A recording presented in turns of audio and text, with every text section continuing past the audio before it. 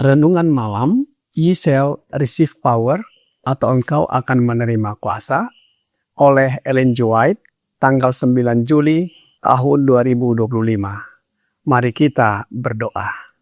Bapa kami yang di sorga, Allah yang kami sembah melalui anak-Mu Yesus Kristus, pada malam ini kami datang menghampiri hadirat-Mu yang kudus, bersyukur dan berterima kasih oleh sebab penyertaan dan perlindungan Bapa bagi kami sepanjang hari hingga malam ini. Pada malam ini kami siap mendengarkan firman-Mu. Mohon kehadiran Roh Yesus Kristus dalam hidup kami, agar kami dapat mengerti bahwa karunia penyembuhan berasal daripada-Mu yang kami terima melalui anak-Mu Yesus Kristus. Sehingga kami memiliki kuasa untuk merawat dan menyembuhkan orang-orang sakit yang memerlukan pertolongan. Besertalah dengan kami saat kami mempelajari dan merenungkan firman-Mu melalui renungan malam ini. Kami persembahkan doa ini di dalam nama Yesus, Tuhan dan Juru Selamat kami. Amin. Renungan malam ini akan dibacakan oleh Saudari Mary Rumengan. Kepada Saudari Mary, kami persilahkan. Selamat malam bagi kita semua. Renungan malam kita pada hari ini, Rabu 9 Juli 2025, dengan judul Karunia Penyembuhan. Kalau ada seorang di antara kamu yang sakit, baiklah ia memanggil para penatua jemaat, supaya mereka mendoakan dia, serta mengolesnya dengan minyak dalam nama Tuhan. Dan doa yang lahir dari iman akan menyelamatkan orang sakit itu, dan Tuhan akan membangunkan dia. Dan jika ia telah berbuat dosa, maka dosanya itu akan diampuni. Yakobus 5 ayat 14 dan 15. Kuasa Kristus untuk menghentikan penyakit telah dinyatakan di masa lalu dengan cara yang luar biasa. Sebelum kita diberkati dengan lembaga-lembaga di mana orang sakit dapat memperoleh pertolongan dari penderitaan dengan perawatan yang tekun dan doa yang sungguh-sungguh dalam iman kepada Allah, kita menangani kasus-kasus yang tampaknya paling tidak ada harapan dengan sukses. Hari ini Allah mengundang orang-orang yang menderita untuk memiliki iman kepadanya. Kebutuhan manusia adalah kesempatan dari Allah. Kemudian Yesus berangkat dari situ dan tiba di tempat asalnya, sedang murid-muridnya mengikuti dia. Pada hari Sabat, ia mulai mengajar di rumah ibadat dan jemaat yang besar takjub ketika mendengar dia, dan mereka berkata, "Dari mana diperolehnya semuanya itu? Hikmat apa pulakah yang diberikan kepadanya? Dan mujizat-mujizat yang demikian bagaimanakah dapat diadakan oleh tangannya?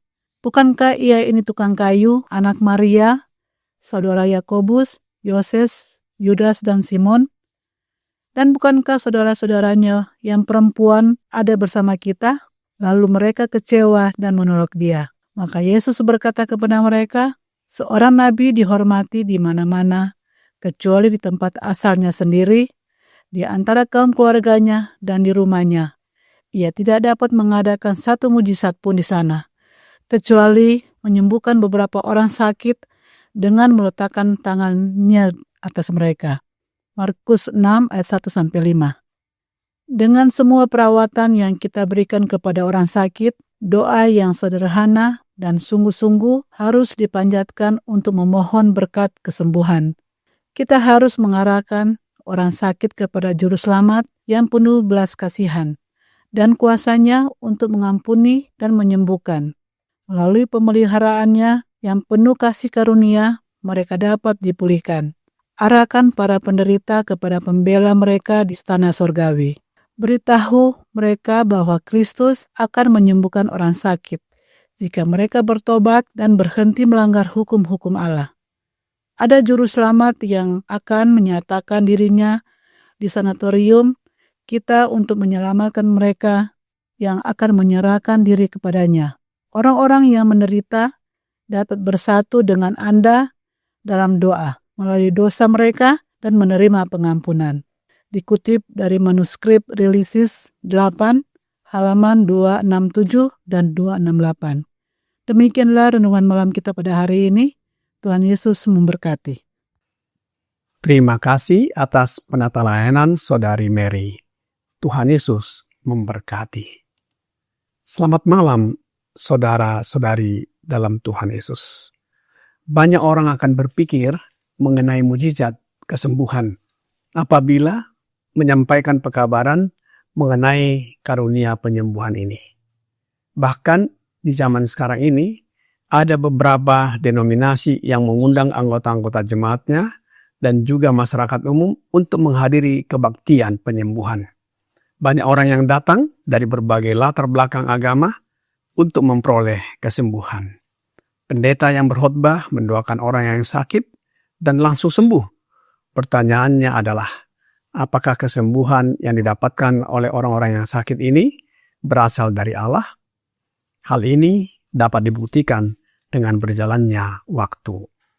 Pelajaran renungan malam ini memberikan pengertian pemahaman yang lebih jelas dari firman Tuhan, yaitu Alkitab dan Roh Nubuat mengenai karunia penyembuhan ini. Renungan malam ini diambil dari tulisan naskah atau manuskrip yang dirilis atau diterbitkan dari naskah dan surat-surat Nyonya White, volume 8.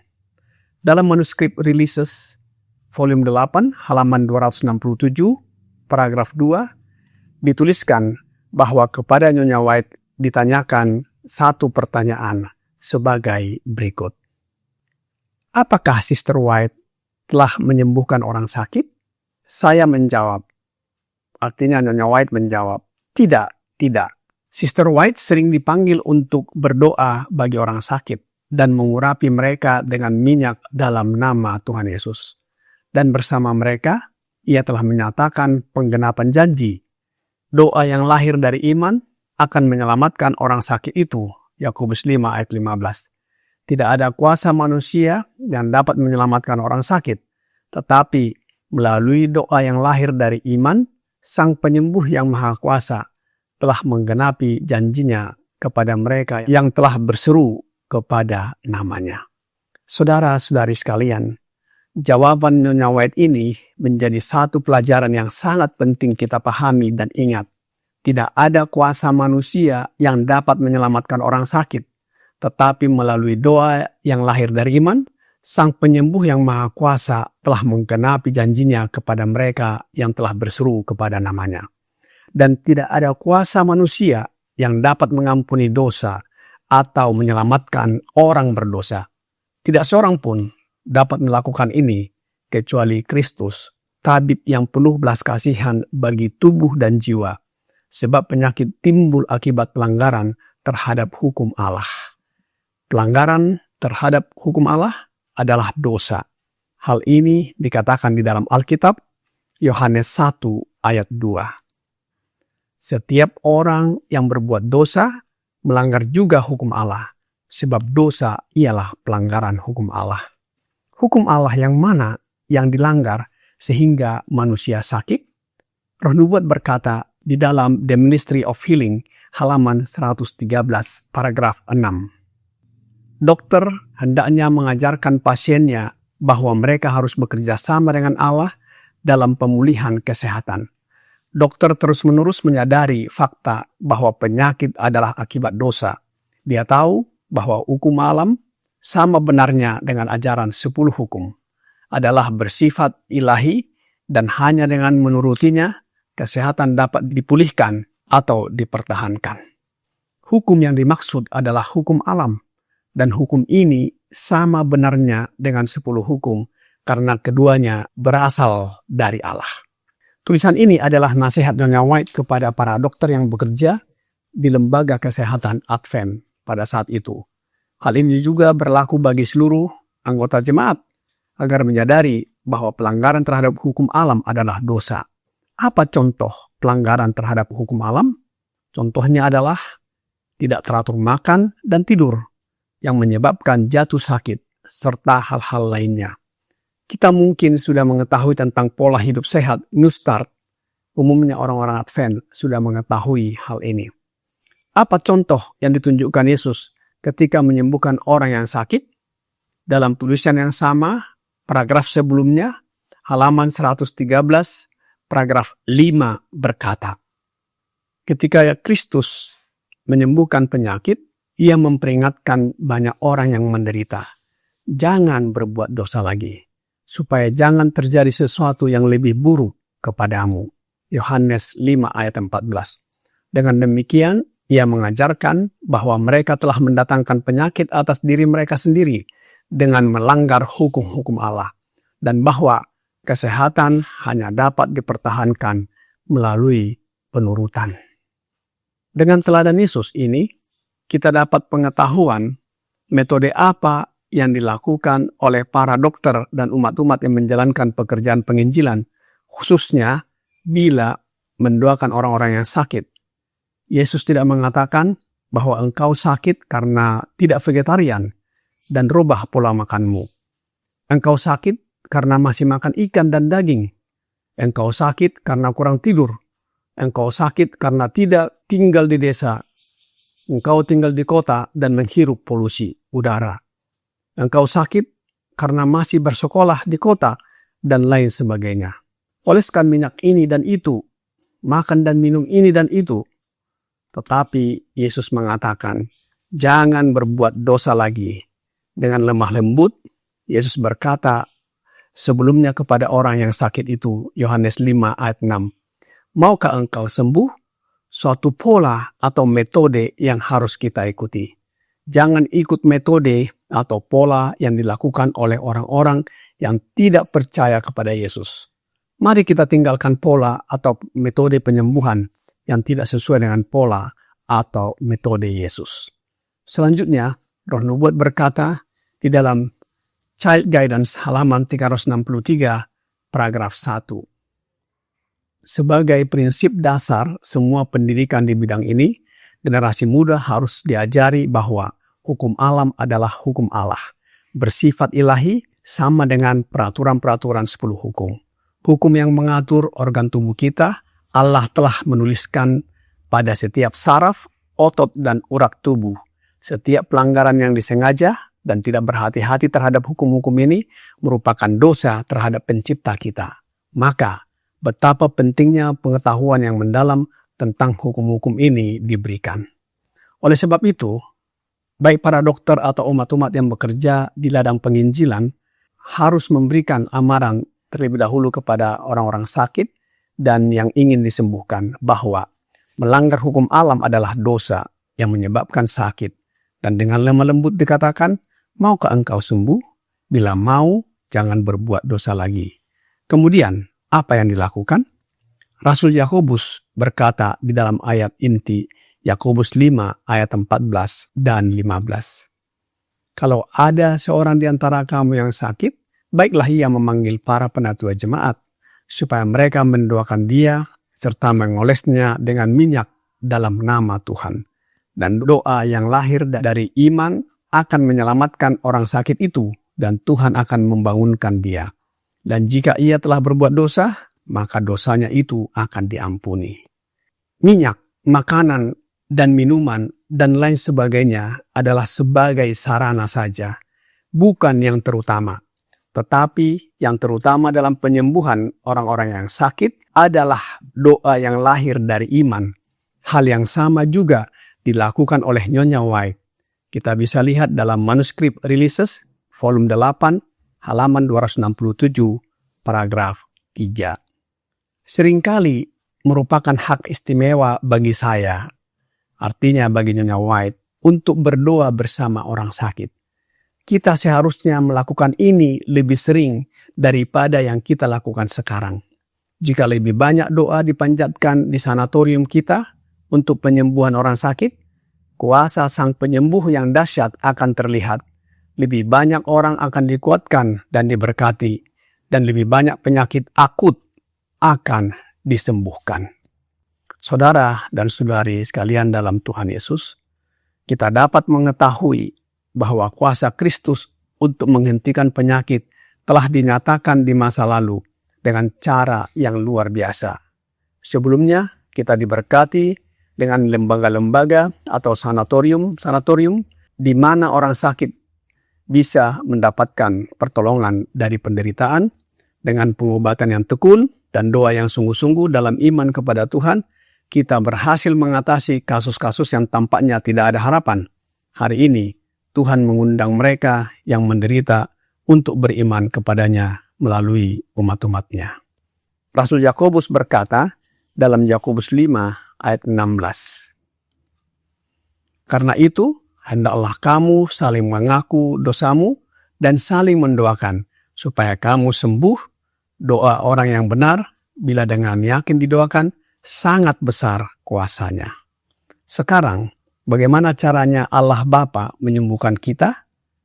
Tentunya melalui anaknya Yesus Kristus. Sebab satu-satunya jalan kepada Bapa adalah melalui Yesus Kristus.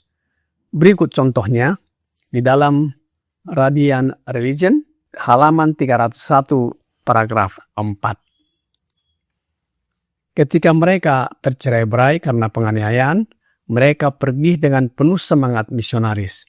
Tuhan bekerja melalui mereka. Kemanapun mereka pergi, orang sakit disembuhkan, dan orang miskin diberitakan Injil kepada mereka. Ini adalah pengalaman jemaat mula-mula. Tuhan Yesus oleh kehadiran Roh-Nya di dalam hidup para murid bekerja menyembuhkan orang sakit. Sebab Yesuslah tabib besar kita, dan Dia masih terus menyembuhkan oleh kehadiran Roh-Nya dalam hidup kita, yang kita terima melalui iman kita dan merupakan karunia penyembuhan. Di dalam Yesus, kita menerima kesembuhan rohani dan jasmani, juga bagi orang lain. Jika mau sembuh dari penyakit mental, fisik, dan rohani, mintalah resep kepada Yesus. Apa resep untuk menyembuhkan penyakit mental, fisik, dan rohani?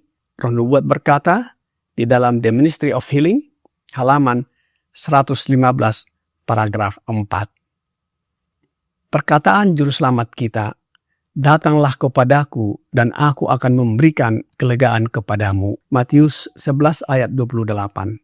Merupakan resep untuk penyembuhan penyakit fisik, mental, dan rohani.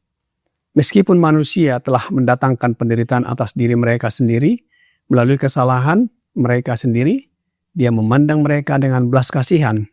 Di dalam Dia, mereka dapat menemukan pertolongan. Dia akan melakukan hal-hal besar bagi mereka yang percaya kepadanya. Ketika bagian tubuh manapun di dalam diri kita terluka, proses penyembuhan segera dimulai.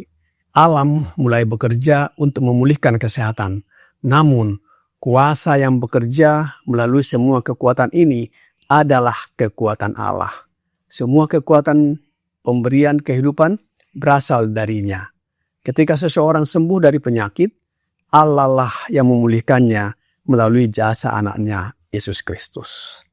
Kiranya renungan malam ini membawa pembaharuan dalam hidup kita. Tuhan Yesus memberkati. Mari kita berdoa.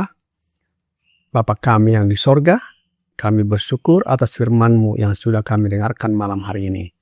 Tuntunlah kami agar hidup kami menjadi berkat bagi sesama kami, dan melalui karunia penyembuhan yang Bapa berikan kepada kami, yang diwujudkan melalui hadirnya Roh Yesus dalam kehidupan kami, akan membawa kesembuhan bagi mereka yang kami doakan dan juga bagi diri kami dan keluarga kami yang sakit. Mohon ampuni kami atas dosa dan pelanggaran yang kami perbuat. Kami persembahkan doa ini hanya melalui anak-Mu Yesus Kristus, Tuhan, penolong, penghibur, perantara, dan juru selamat kami. Amin.